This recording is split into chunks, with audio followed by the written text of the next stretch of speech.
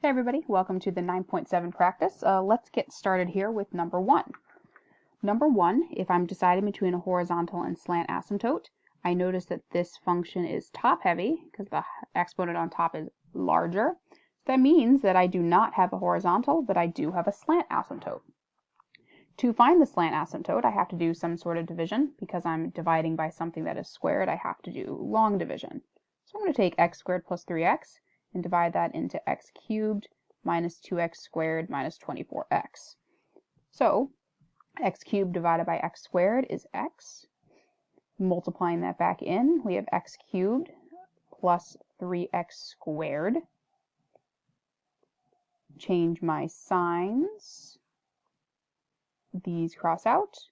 Negative 2 minus 3 is negative 5x squared minus 24x. If now I take negative 5x squared and divide it by x squared, I would be left with minus 5. If I do negative 5 times negative x squared, that's negative 5x squared. Negative 5 times 3x is negative 15x. I then change the signs on both of these. These cross out again, and now I'm left with negative 9x. If I take negative 9x and divide it by x squared, it does not divide. So that means that this again is a remainder. But to find my slant asymptote, I don't care about the remainder, I care about what's left up here. So my slant asymptote is y equals x minus 5. My domain is found by first factoring. So let's factor this function, shall we? The top has a GCF of x. You're left with x squared minus 2x minus 24. The bottom also has a GCF of x, and you're left with x plus 3. I keep factoring the numerator. I would get x on the outside, and then I would get x minus 6, x plus 4. In the denominator, I'd have x and then x plus 3. So, from the denominator, I know that x cannot be 0 because of this x, and cannot be negative 3 because of this factor, which means that my domain would be everything else. That does work.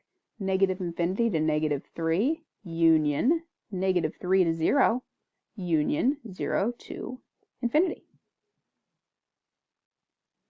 If I look back at my original function, the holes is what can cross out. And again, it looks like there's nothing that can cross out, but then you might notice that the x's can, the GCFs you took out at the beginning.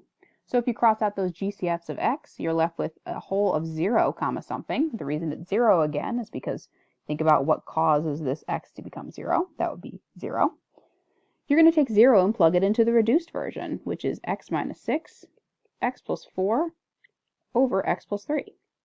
So if I take 0 and plug it into this, I would get negative 6 times 4 on the top, and I would get 3 in on the bottom. So that would be negative 24 over 3, which is negative 8. My x-intercepts or zeros are found by looking at this reduced version, and the x-intercepts are what's left in the numerator. So that would be 6 comma 0 and negative 4 comma 0 because of what's the factors on the top. My vertical asymptote is from the factor on the bottom. So the line I can't cross would be x equals negative 3. If I now bring this all together and graph using my asymptotes first, let's graph our slant asymptote and our vertical asymptote first thing. So x equals negative 3 would be here. Now I know on the exit slip I did not, or the practice problems I did not ask you to graph, but I'm doing it anyway just to make sure you can see it more than once. So x equals negative 3 would be here. The slant asymptote would be y equals x minus 5. So you'd start down here at negative 5. The slope is up 1 over 1, so your function would slant this direction, upwards. You would then plot all of your points, and you have a hole at 0, negative 8, so that would be here.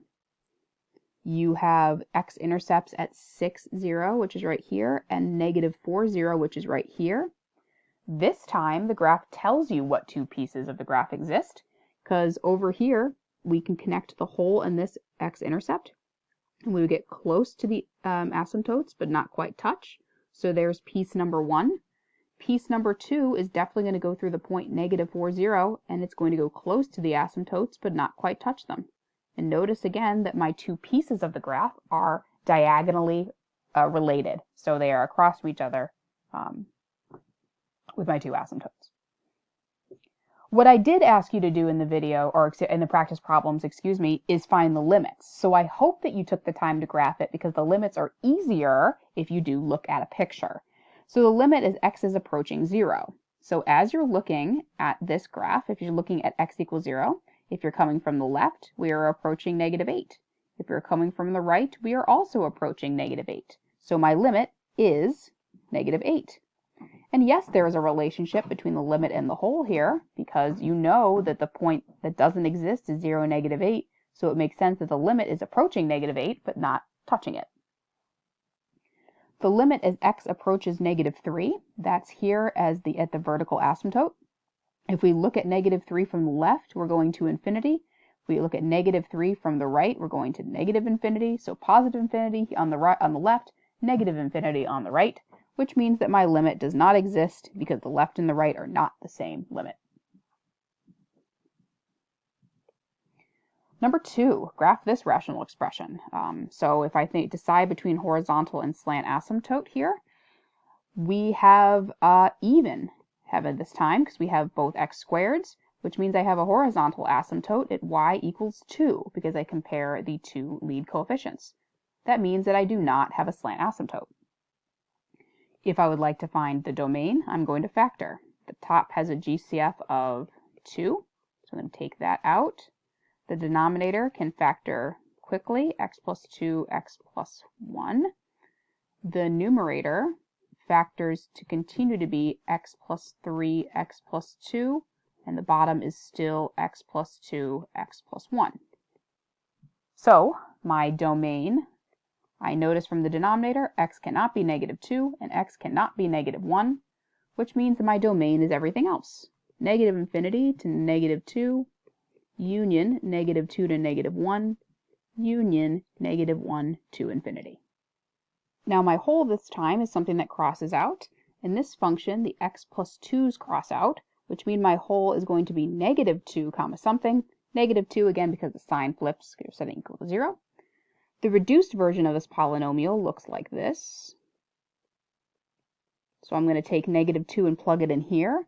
2 times -2 plus 3 over -2 plus 1.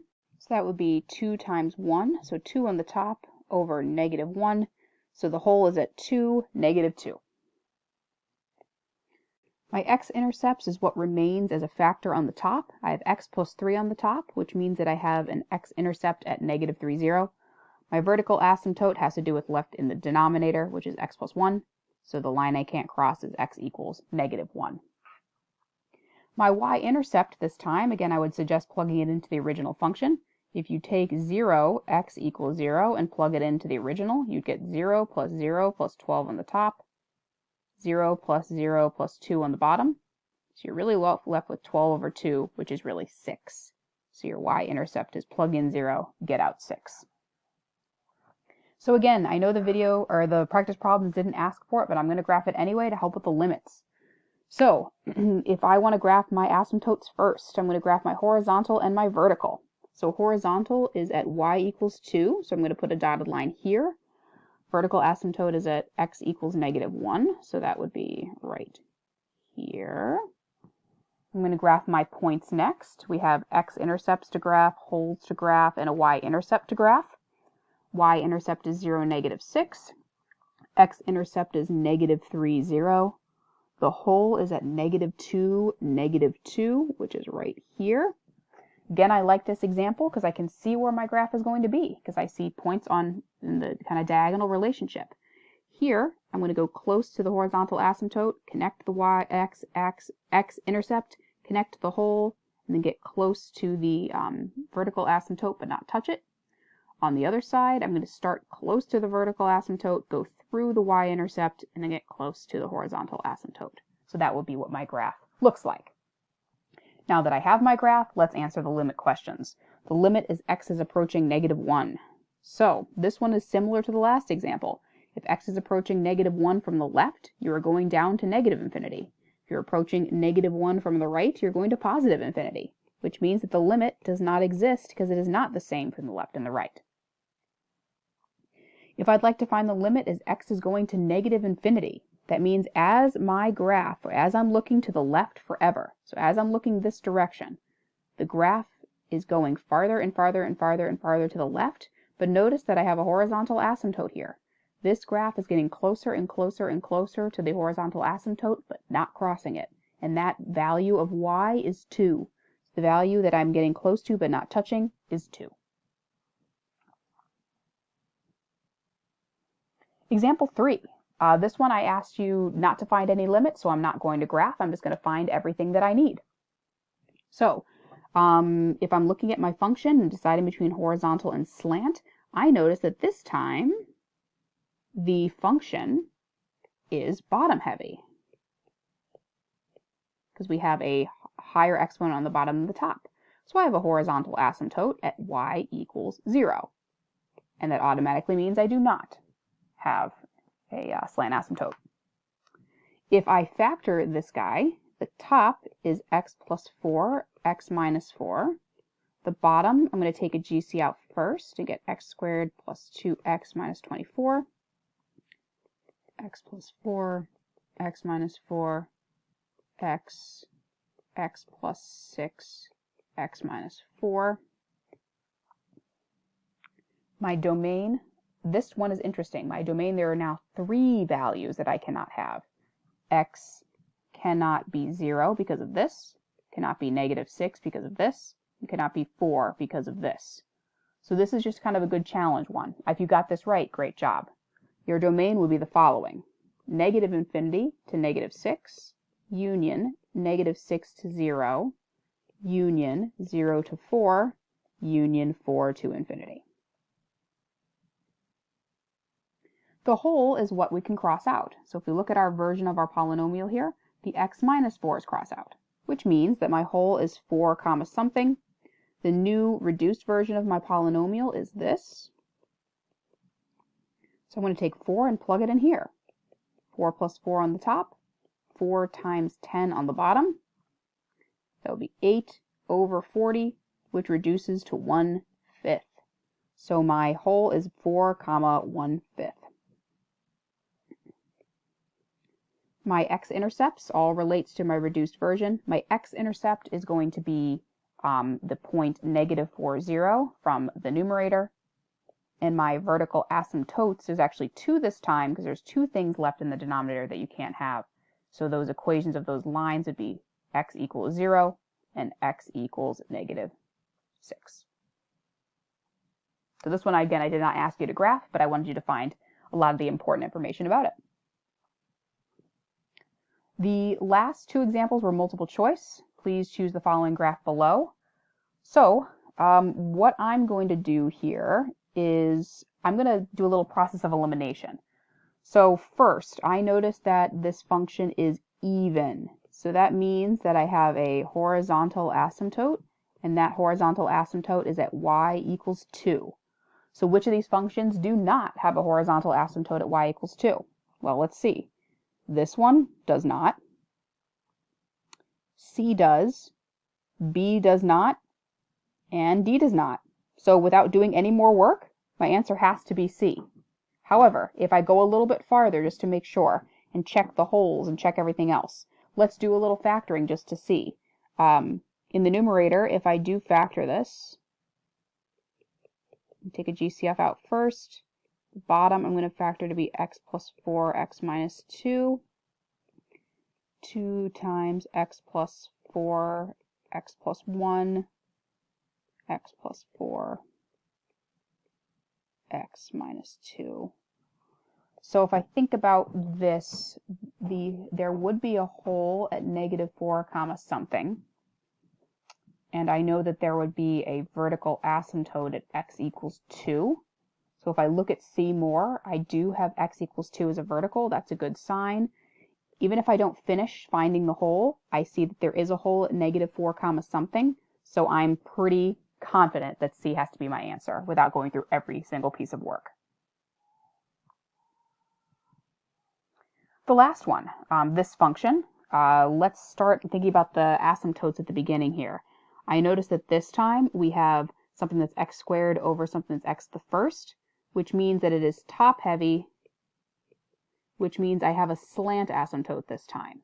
So if I have a slant asymptote, again, I'm going to do division to find that.